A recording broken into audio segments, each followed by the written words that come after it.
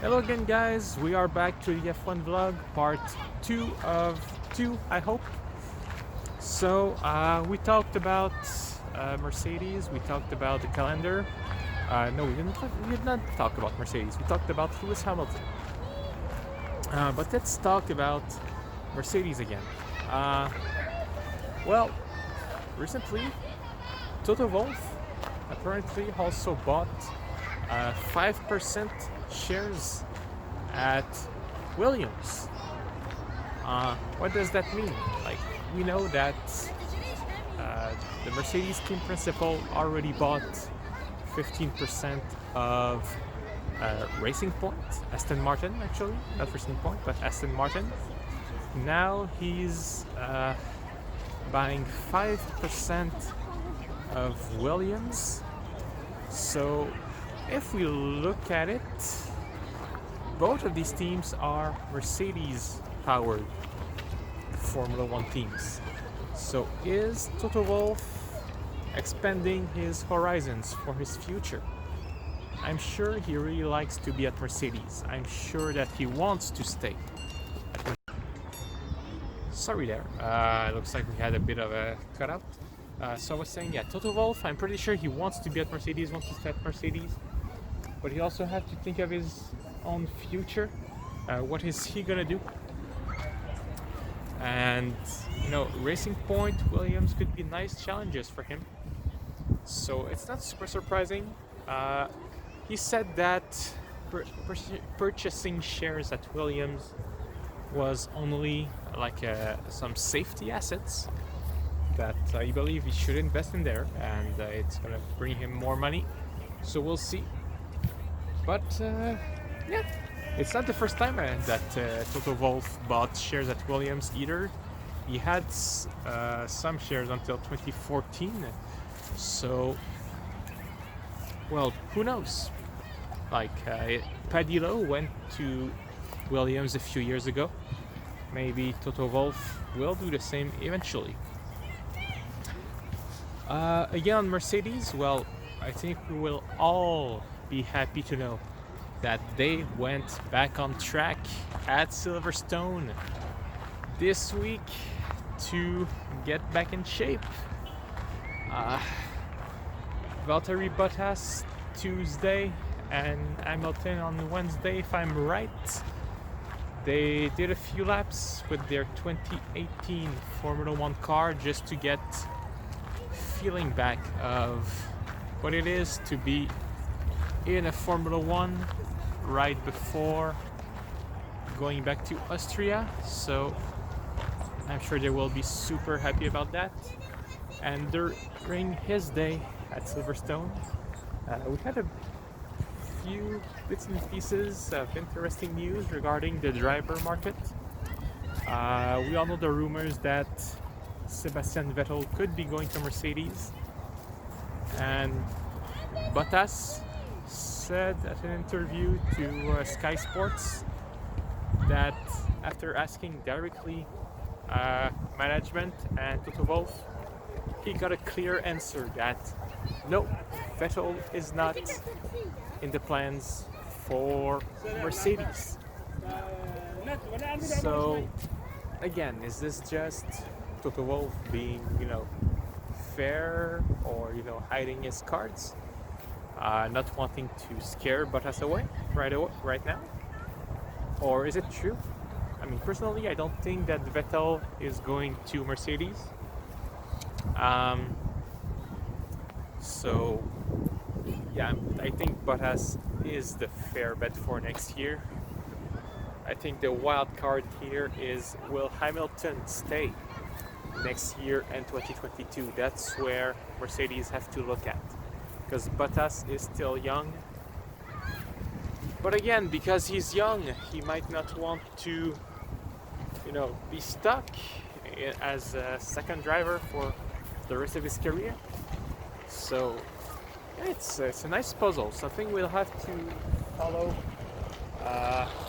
in the next few months. Do we have other news on Mercedes? I think that's pretty much it. So why not move to Renault and Daniel Ricciardo? Recently said that the confinement in the virus might actually have extended his career by a few years. It gave him, a new vision, gave him a nice break that maybe all the drivers needed. And he's quite happy. Now he's fresh, all in shape, ready to go back racing. And maybe even stronger than ever. So, Daniel Ricciardo, definitely not leaving Formula One so soon.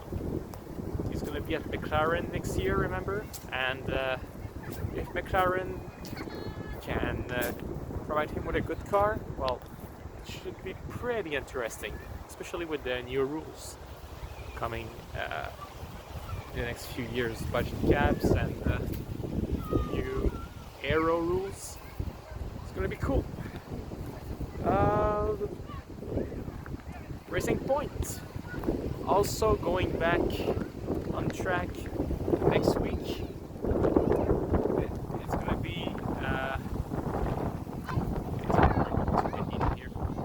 Lance Stroll going back on track for Racing Point.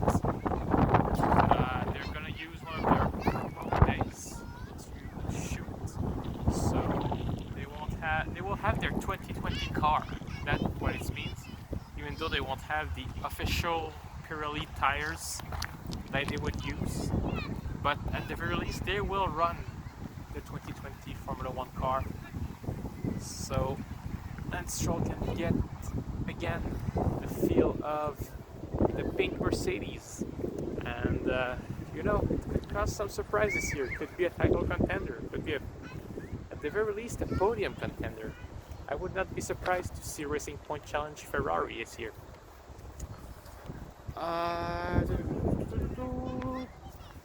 That was said. We talked about that. Antonio Giovinazzi.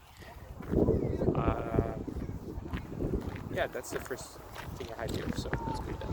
Giovinazzi, not too disappointed of not being selected to go at Ferrari. We know that Carlos Sainz is taking Vettel's place next year. But Giovinazzi not disappointed, saying that he thinks that he still got a long way to go. He still has to get some experience. He's aware that he did not have the greatest season last year, so he will try and keep working hard, as hard as he can, to make his way to the red team. Said himself that no, he's not disappointed.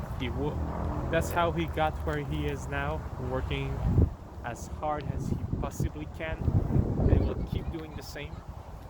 And we'll see, he could become, maybe in a few years, the first Italian driver since Giancarlo Fisichella to be at Ferrari.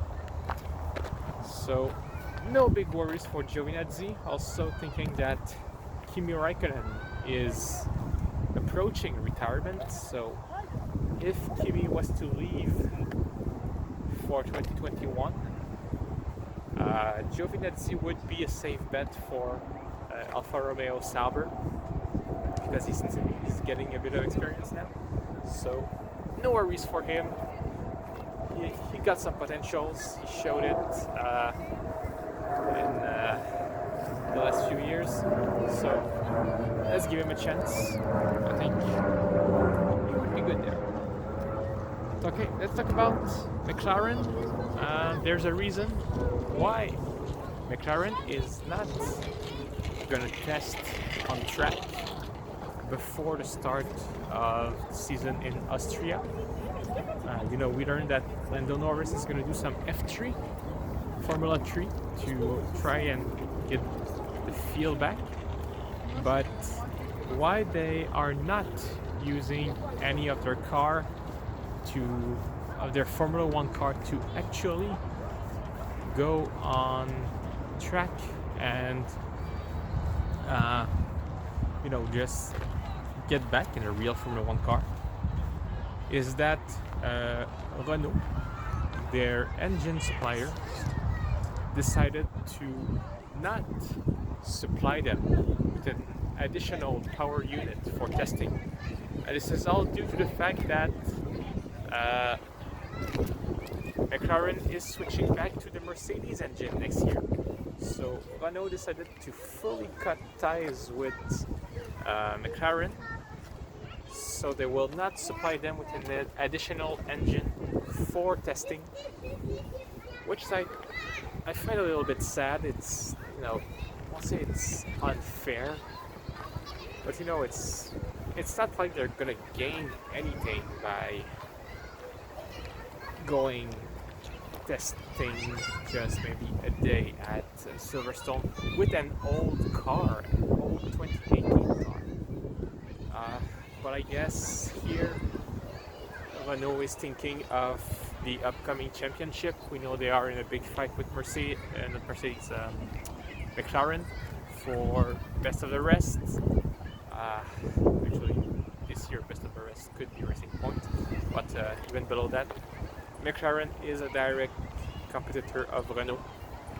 So I guess that's what they are thinking. We cannot give them anything. We cannot give McLaren any inch of the rope to fight back. Anything else that we have? I think we are pretty much through. You guys who might enjoy other Formula One podcasts or vodcasts or whatever, check the latest Beyond the Grid with Heikki Kovalainen, Andrew Green, and Riccardo Patrese. Super interesting podcast. I actually still have to watch the latest one with Patrese, but Kovalainen, super interesting insights on how Hamilton works. Andrew Green from sorry, I dropped my card. Andrew Green working at Racing Point. What are Perez and Lance Stroll like? Super interesting too. And Riccardo Patrese, of course, a legend in Formula One, so something definitely that we all have to watch. And finally, this weekend is the last eSport Formula One race.